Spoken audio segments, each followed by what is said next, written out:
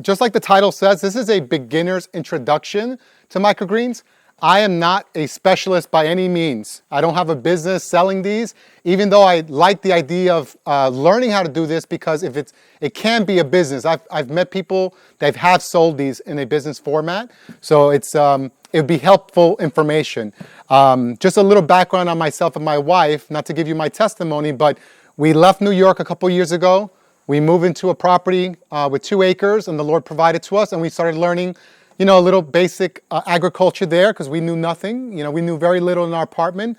And like you see in the top of the form, I quote Luke 16:10. It says, "He who is faithful in that which is least is faithful also in much, and he who is unjust in the least is unjust also in much." And that's a principle that our family has been using, that whatever God provide us, let us be faithful in what He gives us. And as we are faithful, He will provide more. And that's been our experience as we left New York City to South Jersey. And then we made the commitment in December to sell our house, put everything in storage. And we came out here looking to see for the Lord to open the door for us. But timing was bad. We haven't found a home yet with property. But while we were waiting, we went into a training in Georgia. There's a ministry called Three Angels Pharmacy. I'm not sure if anyone's heard of it. But Georgia, the brother George who manages that ministry, he teaches, how to do agriculture and really putting life back into soil. So whether you have sandy soil, whether you have clayish soil, whatever it might be, putting back the vitamins and minerals that the soil needs so that it can feed the plant.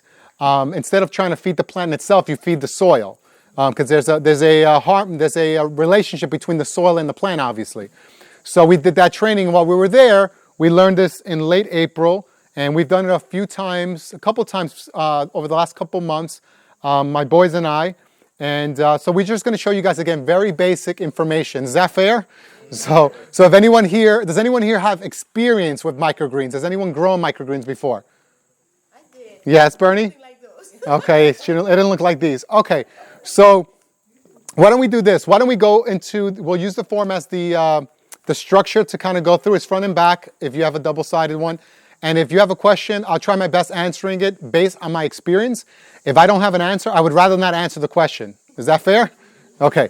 So it says here, what are microgreens? So this is a definition that I put together based on different ones I saw online and from my own experience. So it says here, microgreens are young vegetable greens that are grown to a few inches in height, as you can see. They have a lot of nutritional value, being high in vitamins and minerals. Pound for pound, they have more nutrients than fully grown plants of the same kind. And I've heard that from multiple people. So in other words, if you took a pound of fully grown, whatever, I have mixed greens down here, and you compare it to a pound of these microgreens, the microgreens would be more nutritious. And the difference really, and I didn't put it here, but the difference really is when you're growing a plant to its maturity, you're using the soil, as I said earlier, to feed the plant. Typically, that's what you're doing, right? You're putting the minerals in there. You're feeding it with whatever nutrients you're going to provide the plant. And the plant is being fed by the soil.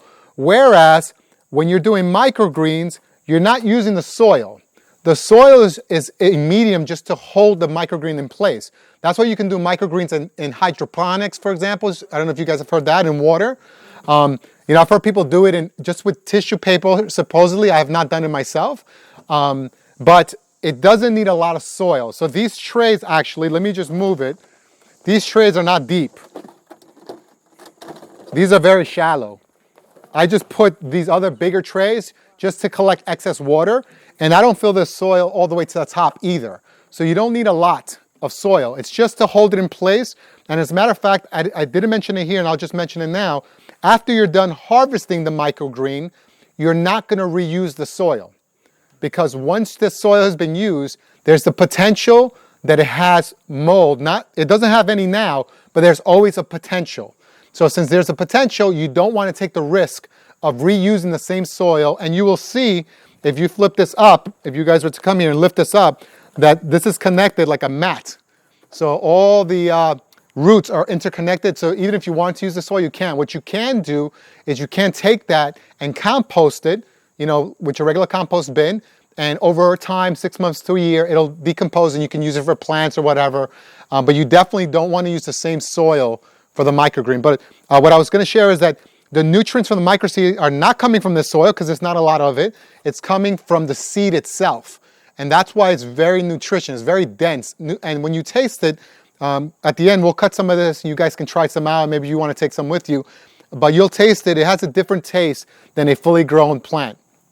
It continues saying here that it kind of falls between a sprout and a baby green. So sprouting, we'll see later, is only in water. And it's only for a short duration. It's for a few days, 2 or 3 days to 5 days. Right, Bernie? Right? A few days. I've never done sprouting myself, but I've watched Steve Wahlberg. You guys familiar with Steve Wahlberg from White Horse Ministry? So his information is on the second page at the bottom. So that's his ministry with Sprouting with Steve. And he actually has a course if you wanted to get more into sprouting and microgreens. But sprouts are very nutritious, but microgreens are even more nutritious. And if you look at, just going down the line, sprouts are germinated seeds, microgreens are developed. Number 2, sprouts are grown in water, as the sister just shared. Microgreens are grown in soil or another medium like peat moss. I use a mixed medium, and I'll give you what I use. I actually make my own at home because I wasn't happy with what I was buying, and it's expensive when you buy. So I just bought some material in bulk, and I mix my own soil. But I'll share that later. Sprouts are much faster to grow. Microgreens takes longer, but everything's relative. We're talking about days. We're talking about 3 to 5 days versus 7 to 10 days. So we're not talking about weeks. Some microgreens can take, from what I heard, 2 to 3 weeks, but I would imagine those are big seeds. So possibly. Yes, Brother Canaan.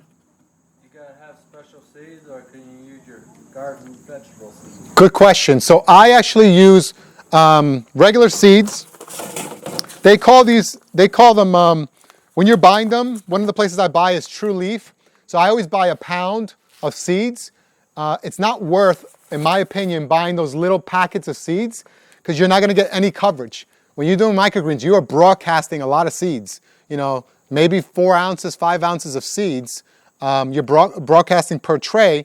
And if you buy one of those little things, it's not worth it. So I buy only at a pound at a time. But these same seeds are exactly what Brother Canaan said, are the same ones you can use in your garden. So I would strongly recommend, if you don't have seeds, what was that? That you buy seeds and you start building a seed bank of some sort, you know. But yes, I use non-GMO seeds also, Brother Canaan. But yeah, same exact one. I don't think these say that these are microgreen seeds necessarily. You can look at this later if you guys want, but it just says it's a basic seed salad mix. Now the people that sell them categorize them under microgreens, but they're the same seeds. There's no difference. The same seeds. Good question. Where we at? Oh, number 4. So Patty Joe was saying about the health benefits. So yes, from what I've heard, Patty Joe, they are more nutritious. I'm guessing the reason being is because they're being developed for a longer period of time than they would be in sprouts. That's my assumption. I am not, you know, an agronomist. Agronomist. Thank you. So I can't tell you definitively, but that's what I've heard from my research. And then lastly, the microgreens and the sprouts have a different taste to it. We'll look at that later. So you can, when we cut them, you can eat them straight up. You can add them to salads. You can put them in your smoothies. Sandwiches, yeah, that's a good point. If you're going to make a burger or something and you want to put some greens in there, Eat it raw. you can eat it raw. So I literally just take them and I break them as close to the base as I can, and then I just eat them raw like that too. And then do you, And by the way, we'll talk about this later also. A lot of these microgreen seeds, if they're bigger, as the sister shared, I pre-soak them. So these sunflower seeds were pre-soaked for 4 hours. So I pre-soaked them for 4 hours to let the shells open up a little, get the germination process going. I don't do that for the small seeds like the mixed salads. It's not necessary because they're so small. It's not required. But for sunflower seeds, most definitely you want to soak them for 4 hours. And each seed is different. And I have an experience. I have a bunch of them at home that I want to experiment with. I haven't done them all, but I've heard 4 hours. I've heard 2 hours for some of them. So Google, YouTube, it has a lot of information, and you can easily find, you know, the answers to those questions if you want to try different seeds. When I was doing sunflower seeds, I kept reading, you need at least 10 days, at least 10 days. And we've been doing these, we did it a couple times, and they've germinated and grown to this level within a week. So just to give you a perspective, I put these to germinate on Sunday. I let them stay in there for 3 to 4 days till Wednesday. I took them out of that process, and I'll show you what that process looks like. And from Wednesday till today, so that's Wednesday night, Thursday night, Friday night, Saturday night, 5 days, this is how much they've grown. And they were already about this height after 2 days. They've only grown a little bit since those first 2 days of me taking them and putting them under light. So every seed grows at a different rate is what I'm trying to say. So if you're using lettuce seeds, is that right? These are mixed lettuce seeds over here, mixed salad. So you're not letting them grow till they're full heads of No, moisture? this is as far as they're going to go. As a matter of fact, they won't grow too much more. Because once you get to a point where they're grown, and if you allow them, again, the soil is not made to provide the plant the nutrients to fully grow. It has to be transplanted. Just like those little sleeves, you're not supposed to keep it planted there indefinitely because there's not enough soil to let it grow any larger. It has to be moved. It has to be transplanted right into the soil. And if you were to look at these sunflower seeds later when we harvest them, you'll notice that these are the seedling leaves, the initial leaves that come out. But inside, you'll see the 2 little leaves, the real leaves that are coming out. Once the sunflower seeds have the real leaves show, then they're ready to be harvested. Until then, you don't want to harvest, but you can taste it. But if you left it a little bit too long, and let's say it kept going, it'll start getting bitter after a while if you left them in here too long. And as a matter of fact, if you don't take care of them, then they'll start wilting over, and it'll be a waste. You'll lose everything. All right? Let's get back to the paper that I have, just to go over the tools to show you that it's not that extensive. So these are the shallow trays I recommend. Could you use this? You could, but you're going to waste a lot of soil. It's not necessary to waste soil. And the other thing is that you could use this and keep the soil shallow, but when it's time to harvest, you would have a difficult time sticking your hand in there because you want to get as close to the soil as you can to harvest it. Every bit of this plant is edible up until right above the dirt. So why throw it away? So I don't use these. Personally, I bought these in error thinking that they were shallow, and I just kept them for draining. But the trays cost about $2 to $5 each. I bought them from True Leaf Market. I bought them from True Leaf Market. I bought them from somewhere else. Direct Gardening, I think I bought some from. I put a couple references at the back. Johnny Seeds, I believe, sells them as well. And they're about $2 to $5 each. You need soil. So the soil, when you go to these big box stores and you look at the soil, sometimes they'll add extra things in there. So I'm not telling you should not buy that soil. I'm telling you, I personally did not want to buy it because I didn't like what they were adding into the soil. So what I did is started researching what type of soil microgreens like. And typically they want a growing medium like either peat moss or coco coir, which is, I use peat moss. I use 3 parts peat moss, and this is somewhere on this paper towards the end, I believe. I use 3 parts peat moss. I use 1 part compost, and I used all vegetable compost. I didn't use any animals, just because I didn't want to personally. And then I use 1 part perlite. Perlite is those little white things that help with drainage.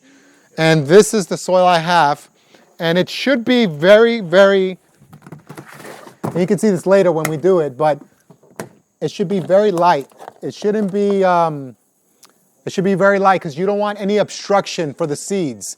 If there's a lot of wood chips in there, it's going to be a problem because these are little seeds trying to make their way and ground themselves so they can start growing.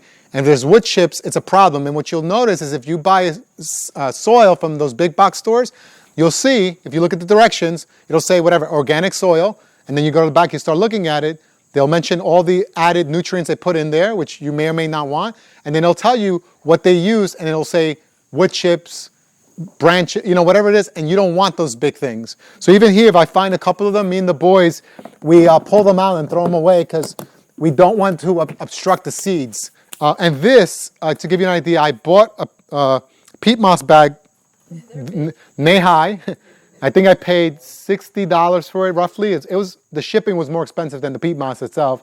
If you can get it locally, I couldn't find it. Then I bought a perlite. Oh, you do? Okay. Okay, I should have asked. Perlite from? Perlite, I bought it online on Amazon, and I bought a bag this big, and I did this whole thing to the rim, and I barely got into it. And then I bought a compost bag online, also a compost bag that I've purchased before in the past, vegetarian based, and it's just leaves and stuff like that. It's composted, and that cost me about, I think it was about $30 or so, $20 or $30. I forgot the exact price, but I have enough soil that would make my own soil much, much cheaper than me buying bags and bags and bags from them. And I know exactly what I put into it. So I prefer this method, but if the other way is much simpler because you don't have to buy all that quantity, but I did it for the long haul because I figured I would continue doing this. So let me keep going because I'm short on time, I think. We talked about the chips, the soil. You want to build something like this. This is a simple board I put together. It's exactly the same size as the tray, and it's going to be used to compress the soil later. So you you find the tray, you measure it. It's about 10 by 20, I believe. And I just used some spare wood that I had in the house and put a handle on it and push it down. Because eventually what we're going to do is we're going to put the soil in here with the seeds, and we're going to put weights on it as well. And I've done it with weights and I've done it without weights. As a matter of fact, I did a batch of sunflower seeds because some microgreen growers use weights, and it creates an experience for the seed to push its way up. So the seeds become stronger. And I've done it without it. And when I took them out of the germination process and put them under the light, the one that had the weight just blew up. It just went straight up. And the other one was growing, but not as quickly, not as strong. So I always use the weights. And that's how I learned it myself from the ministry that we went to. How much pound weights? I used about 4 or 5 pounds. I use like weights that my wife has at home. I'll use like those 5 pounds and 5 pounds. 2 bricks, 2 or 3 bricks, anything rocks, anything big. You don't have to buy weights. Anything you can find around the house. You want to use filtered water. You don't want to use tap water. So buy filtered water, or I use Brita for the plants. I just have a bottle for that.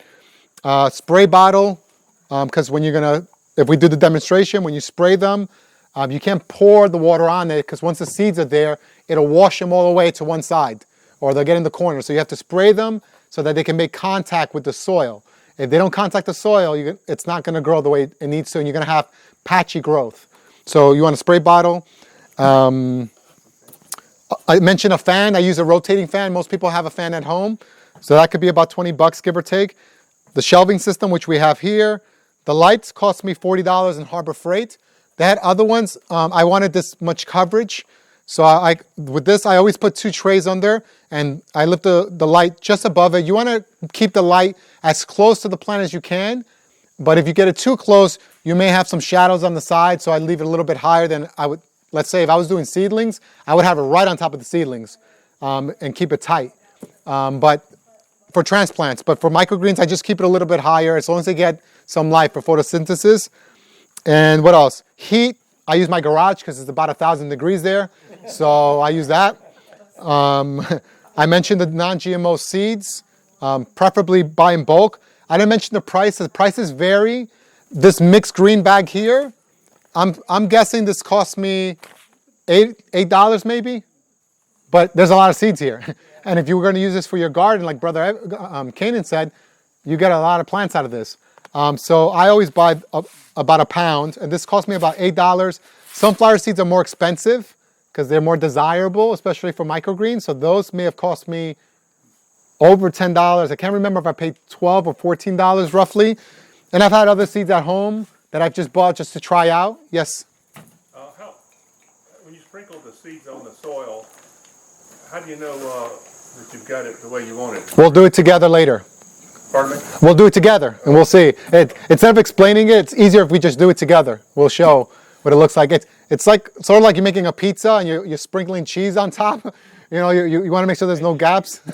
Vegan cheese, Gene, not dairy, vegan. You need scissors for harvesting or a sharp knife, and Ziploc bags we use to put them away into our fridge when we're done. All right, so why don't we actually do the steps together? Okay, we don't need all this stuff, so let's move this out of the way.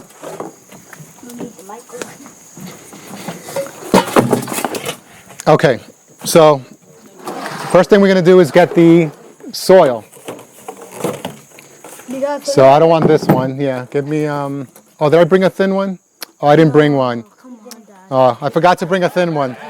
All right, so make believe this is thin, okay? I wouldn't use this. We need a shallow one, okay? So I guess I was thinking about harvesting the other ones and using that. So what we're gonna do is, Lucas will do it, right, Lucas? And Dylan? You're gonna put the soil in. Now while they're doing this, I'm gonna just tell you that I actually prefer, if you can, water from the bottom up would be preferable. So if you can get 2 trays that are the same height, one with holes, one without, you put the water in first and then you put the soil so it soaks from the bottom up. I think that would be better. I've learned that, that's enough, Dylan, that's enough, Dylan.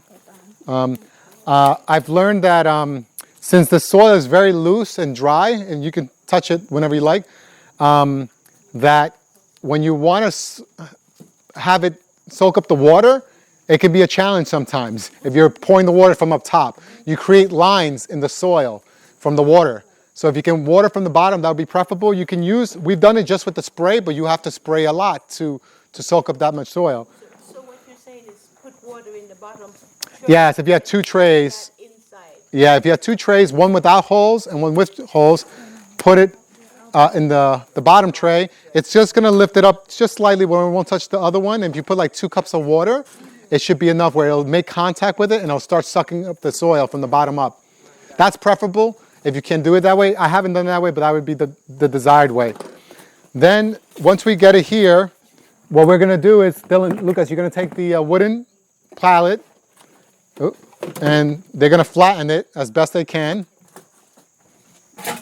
And I'm just following the steps on this piece of paper. Wait, that's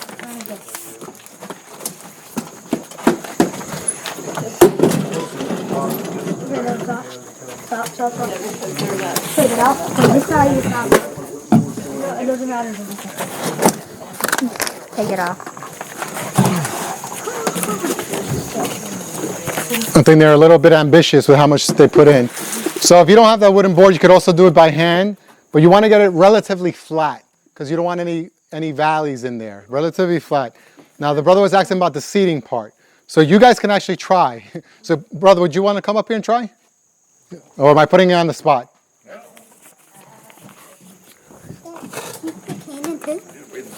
Anyone else want to try?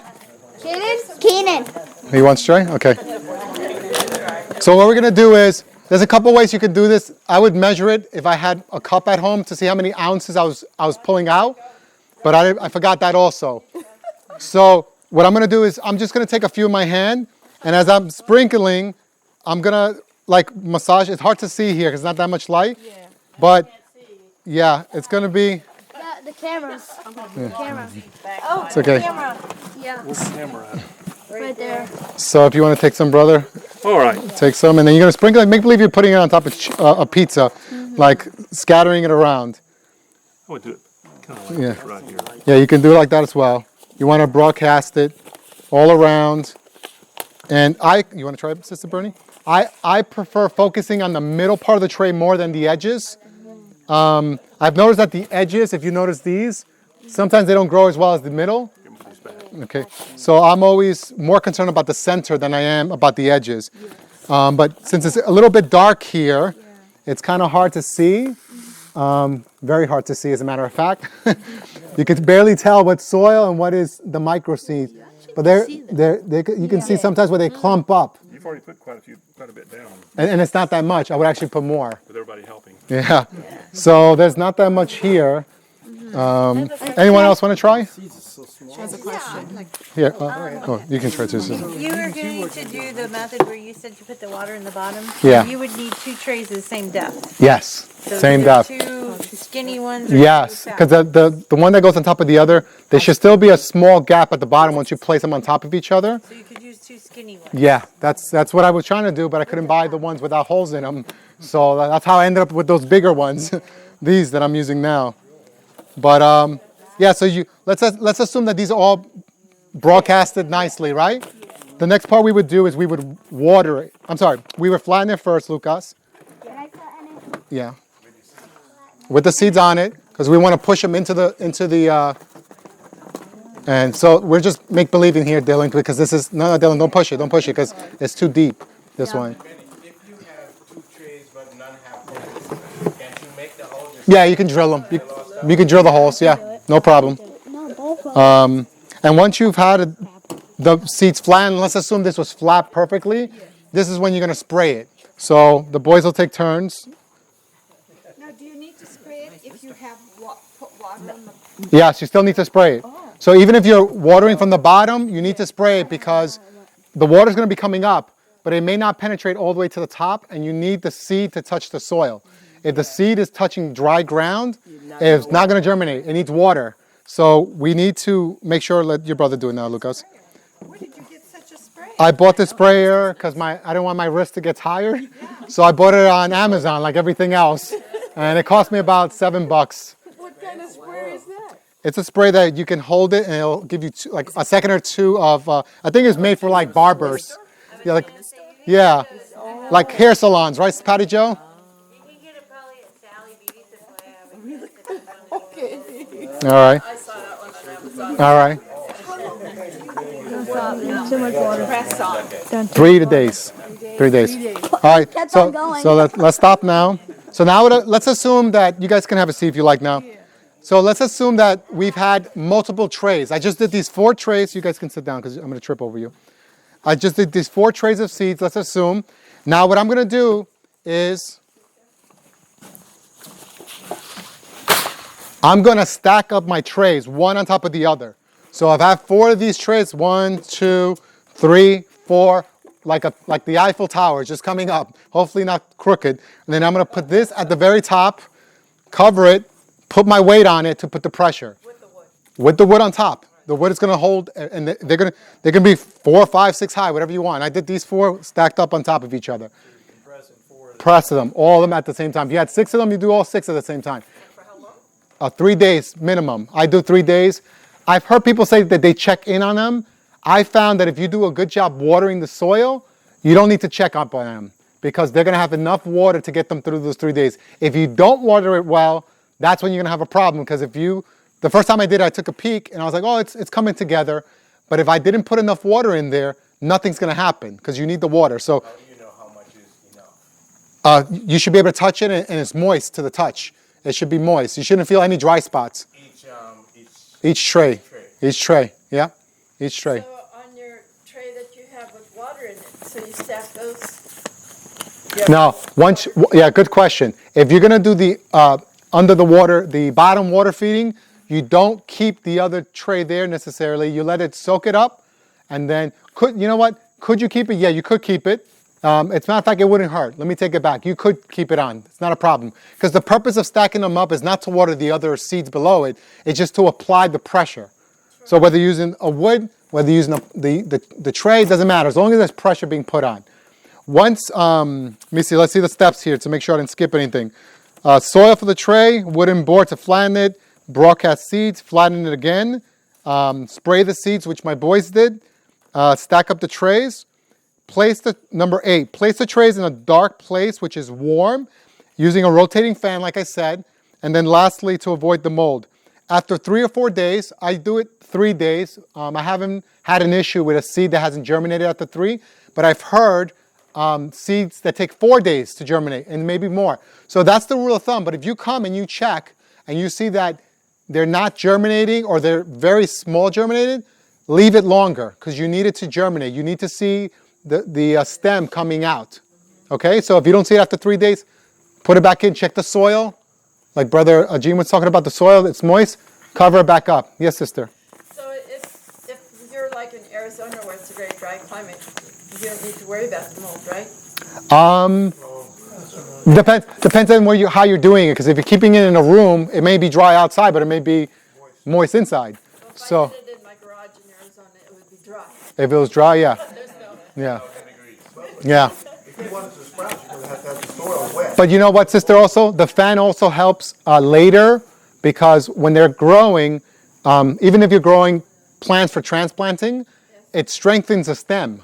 So when you have the wind blowing up on it, it's getting the leaves ready to transplant outside. So I would recommend using the fan anyway. Yeah, I would personally. There's no harm, and it'll actually strengthen the plant. Yes, Brother Gene. The wooden Yeah, that you have on the wick, right? yeah. Is that sitting directly on top of the dirt? Right on top of the seeds, directly. And how do the seeds germinate? Yeah. If there's something sitting on Praise the Lord. You know how, like if it was us, right, Brother Gene, we would try to dig down into the dirt, right, the other way. But the Lord put it in the seed that it has to come up. Almost like resistance training. Yes, resistant training. So it has to force its way up, and it literally pushes it up. So by the time you get there on the third day, I don't touch them before that. You'll start seeing the trays like this floating on top of each other because there's so many seeds there. Just imagine all these seeds collectively pushing up at the same time. Yeah, Brother Nick? As far as the watering, when you first water, do you have to look to water again or after 3 days? It's Yeah, okay. good question. So once I take them out of the germination phase, that's when I water them again. So once it's been 3 days, they've germinated, they've come up, they look really nice. Every day, I'm going to water at least once. That's how I do it personally. I don't do more than once. I haven't had a need to. So 3 days, water it, put it right under the light right away. And then the next day, after the 12 hours, the period's over, water it again, at least once a day. And I give it a good soak. And you'll know if you're doing too much, because if you're doing too much, it's just running down the bottom. But when it comes out, typically, and you give it a good water, it's going to soak up the water right away. And you're like, oh, I'm good. Like, there's nothing dripping out. Somebody had their hand raised. Yes, Ruthie? So when you stack them, do you put the sunflowers on the bottom because they're the strongest? Nope, I didn't care. I just threw them all together. It made no difference. Yes, sister. The sunflower, yes? The ones that you soak for at least 4 hours. Hours. 4 hours soaking. Before you put them in. Yes, most definitely. You don't put them directly in the soil. That seed is too big, and it's going to take more work to germinate, so you want to soak them in water to get the process going. So after you soak the sunflower seeds for 4 hours, aren't they really clumpy to be able to get them? No, I just drain them, take out the water. You'll see the water comes out with some dirt from the seed itself, and they're just wet, and then it's a little bit easier to the brother's point to see because they're bigger seeds, so you can easily see them, and you broadcast them. Yes, sister? Okay, you water them. So you spray them with the bottle and then do you water them? Okay, good question. So once I'm finished with the spray bottle, I only use for this step personally.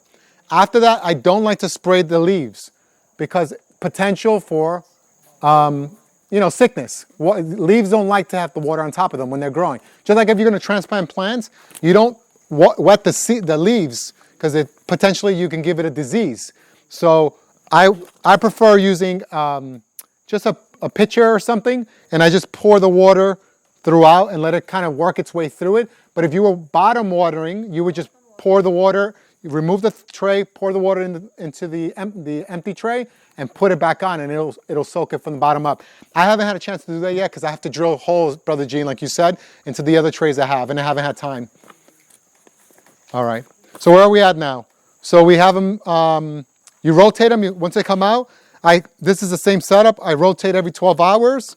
I water them once a day, and then after the time period's over, we harvest them. So we're going to harvest them now. You guys can cut some of the leaves. And the way you want to harvest them, it's like if you're like Patty Joe has experience cutting hair. It's like cutting hair. That's all it really is.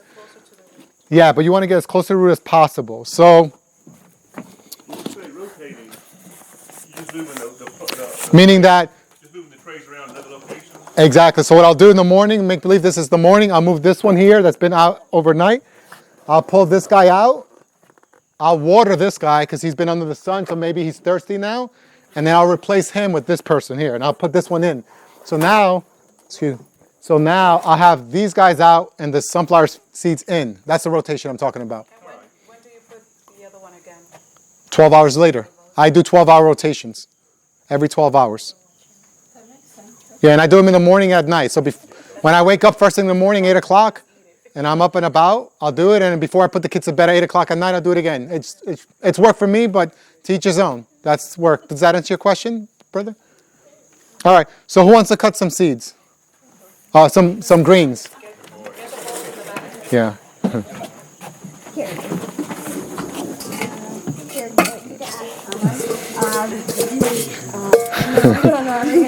All right. Okay. So these are going to be harder because they're smaller. These will be easier. So you go like this? So you grab little bunches, like if you're going to cut their hair, right, Patty Joe? You don't take a whole clump, you take a little bit amount, and you just cut a little. And you want to get as close as you can and get as much of the stem without getting the root like Luca has here. This one has to be cut, the root, Lucas. So it will regrow? I'm sorry, these will not regrow. If you were doing So just one? one cut, the only way that you get more is wheatgrass. Wheatgrass, you get 3 cuts out of it. And they grow really fast. They grow really fast, you get 3 cuts out of it. So you can see how the root system, how intertwined it is. Imagine trying to take the dirt out of this thin soil and try to get it out of there. You'll never get it out. So this is the potential down here, especially with the potential mold issues. What I was going to share before was what I noticed when I was doing it the first time. I was concerned because when I took off the wooden pallet, I saw a bunch of white fuzzy stuff everywhere. And I was like, oh, this is mold, forget it. And I was telling my wife, oh, I think the whole crop is done. And it's not. It's actually the root stems that are, it's called cilia, I believe.